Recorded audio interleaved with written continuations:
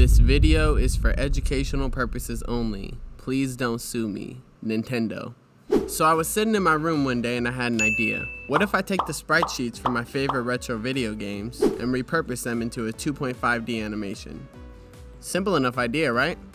Let's see how I did. But first, can I just say thank you for all the love and support the last episode got?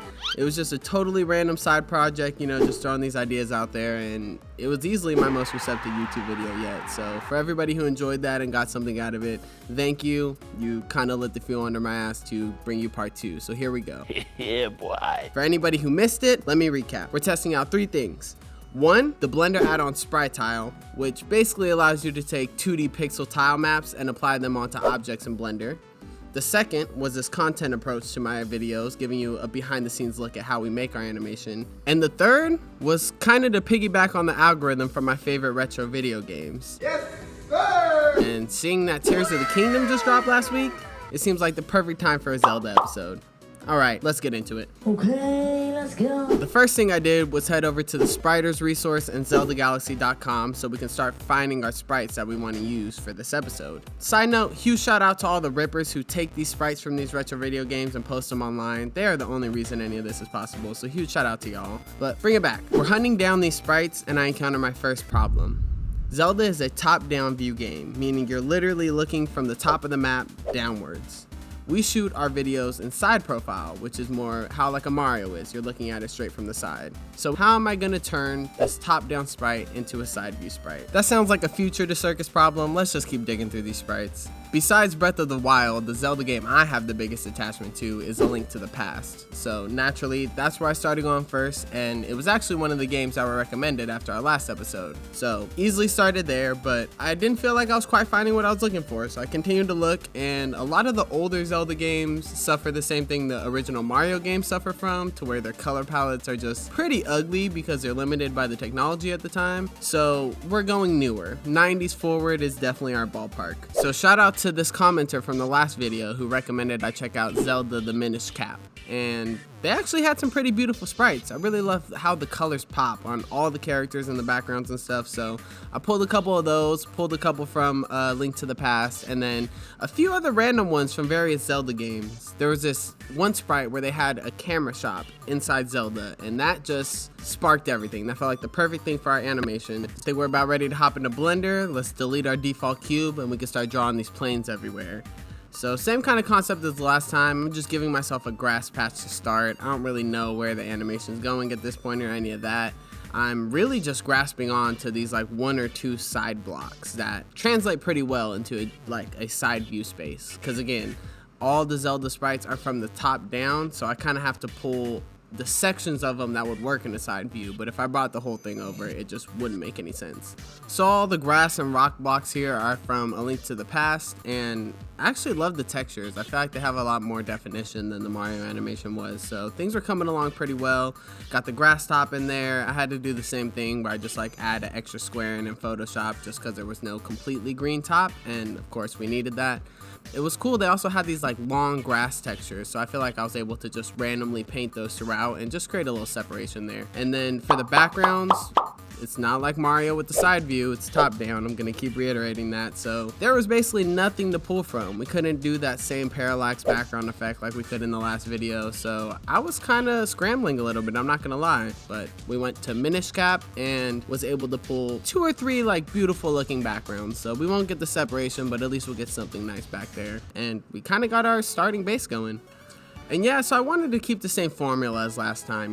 These characters are trying to get to the circus, and the fact that I had these camera store sprites, I was gonna make them leave a camera store. He's trying to bring a camera to the circus. That's all I really had. I was trying to keep the same feel as the last episode, and I really liked how Mario was going into the pipe. I feel like it added a lot of depth to the world, so I was gonna keep that concept here. And a big part of Zelda, for those who play it, are the dungeons, all that kind of stuff, the shrines if you're playing the newer game. So I took these cave sprites from the last one. I'm gonna start building these little caves out of these side textures, and I was basically only able to pull the front face, but that's all I really need. So I just whoop-de-whoop, did some Blender magic, manipulated them out, and made these little square caves.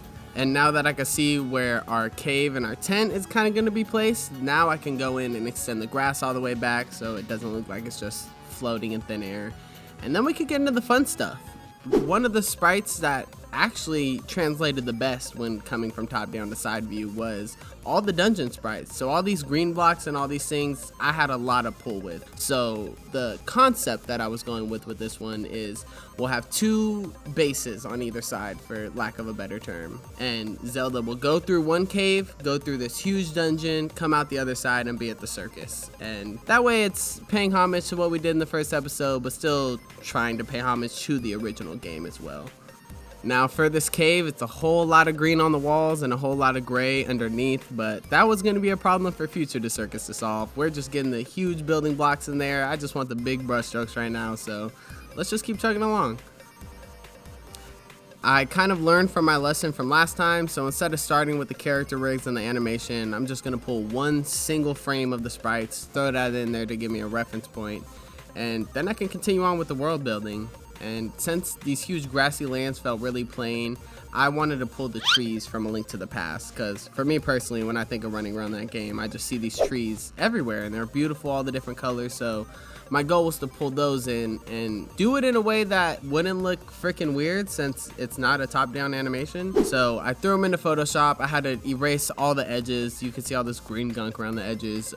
Just kind of cleared that out in hopes that when I throw it into 3D space, it'd be normal. Sadly, it wasn't. The trunks just never lined up. It will always look like the roots of the tree were floating. Instead of like the root coming out of the ground and the tree being there, it just looks like the roots are floating and the tree's coming up top. So the compromise I went with was just shoving the roots in the ground, and they kind of look like giant bushes. You know, if you know, you know, you can see the corner of the roots, but that was the only way to do it and have it look okay, you know? At this point, I was still a little too intimidated to touch the dungeons, but I seen these door frames, so I knew obviously we needed a door on both ends. Threw those in real quick, and then I moved on to the shop.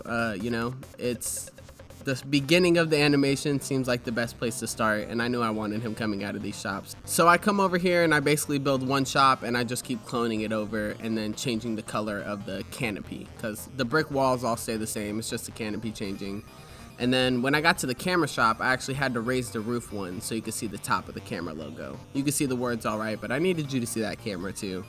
And that was pretty simple. So I threw the shops in there and it really started to feel like it was coming together. At this point, it was a lot of brute force work. I basically had to extend the grass over to fit the shops. Then I got that into place and I could start imagining where my camera movements are gonna go. And the camera movements are gonna start on the left of the shop and pan over, kind of the same way we did in the last animation.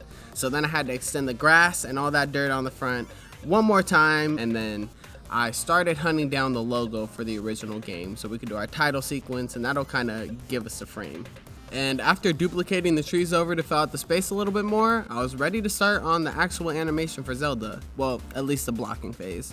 So we're going ahead, starting this animation. I'm like, oh, let me get the text boxes in there out the gate. And I go to my favorite site in the whole world, and it's down.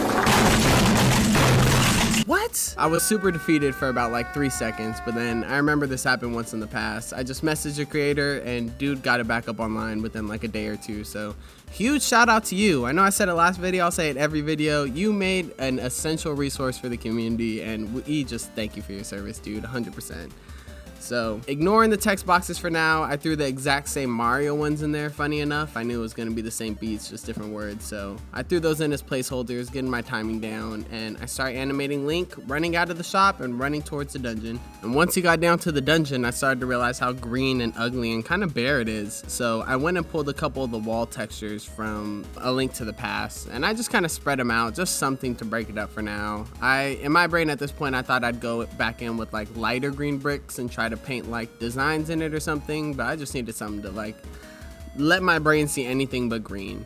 So at this point, I was trying to fill out the characters. I was digging through all the sprite sheets and just trying to figure out the direction of the animation. And the few things I stumbled on were these chest sprites, and I realized I was gonna do like a little dungeon find, like he's gonna find his ticket in this dungeon. And I started circling through enemies, and the hostile enemies, I was really struggling. Every enemy I wanted to use just had a really terrible sprite sheet. So I was able to pull like little things like the chickens, these little like grass moss monsters, and then the dudes cutting the tree. All those look beautiful. I threw those in there, no problem. And I kind of just started scraping bottom of the barrel for enemies. I really wanted the green knights with the big old swords, but I settled for these like horn monsters and then the dudes with the huge like mace. Oh, and you also can't forget the fairy. I figured it'd be a missed opportunity to make a Zelda animation and not include a fairy. Long story short, I blocked Zelda's way all the way to the circus. I finally had an idea of how this animation was gonna go. And now it was time to do the actual frame by frame animation. So I hop into After Effects and create our character rig the same way that we did last time. For those of you who want the recap, I basically start with like a smaller frame. Normally it's 32 by 32, but these characters were a little skinnier. So it was either like 16 by 24 or like 31 by 31 kind of thing.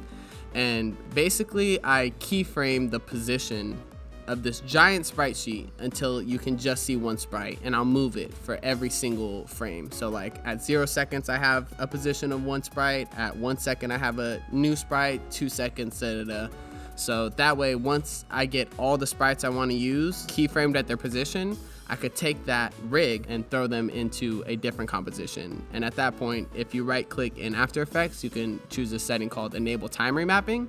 And it basically allows me to scroll through any of those frames that I want to use for the times of the animation. So at this point, I jump back and forth between Blender. I see what frame I blocked it on in Blender, and I go over to After Effects and just translate it for the frames I want to use. You know, if he's walking forward, I do him walking forward in that time. If he's going sideways attacking, etc., etc. And I have to do that for Zelda, Link, and for the mace enemies. All the other ones I was able to kind of fake it a little bit. If an enemy only has 1 or 2 animations, you can kind of just copy and cycle through those, and I could just create it automatically since it's going to be a cycle. But anybody doing complex animations, you kind of need this control in After Effects. Around this point in the process, Pixel Speech Bubble was back up, so I went to the website, made our new text boxes for this animation, and hopped back into Blender with everything we need. I updated the animations for Link and everybody else, and then I was adjusting the new text boxes that we had in there. And that's where we ran into our next problem. I was doing all the blocking animations with the Minish Cap sprites, because that's who I thought I'd use at first. I really love that green. But going through this, I got way too nostalgic. I had to use the Link to the Past one. So that's who I did the animation with. But when I imported him, he was exponentially smaller than the other ones. I only had to reanimate one axis. I just had to raise him up out of the ground. But I basically had to go through and adjust all his animations. So minor mishap on my end. Then I had to mess around with the textures a little bit for the environment so we can get shadows on them from the characters, and things were starting to feel pretty full. Well, the map felt really empty for how complete the animation was feeling. So I went back in and basically like duplicated the rocks around. I wanted to make it look like there's various cliffs. I basically like doubled the trees, and then any of the background enemies like the moss and the chickens, I just kept duplicating them and adding them anywhere there needed some extra movement. Then to spice up the dungeon, I found these sprites from Minish Cap. I believe they're from the intro of the game, and I was gonna throw those all on the wall. I know it might like break the illusion a little bit, but it just felt right in this room. I don't know why. So I went ahead and added all these stained glass, at least the ones I could pull.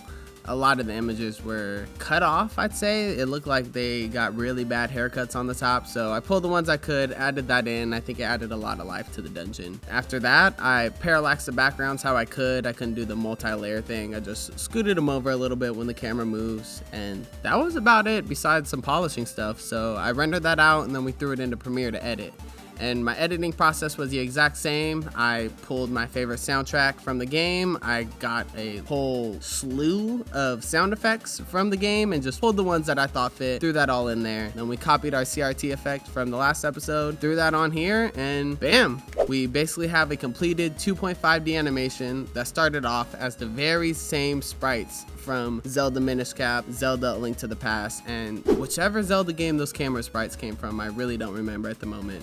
But yeah, I hope you enjoyed this video. Make sure to like, subscribe, and tell me what video game we should remaster next. That's the biggest one. Join our Discord if you want to chat about the process or anything like that. We're on Instagram, Twitter, wherever you're at, we are. I think that's all I got for you. So without further ado, enjoy the final animation.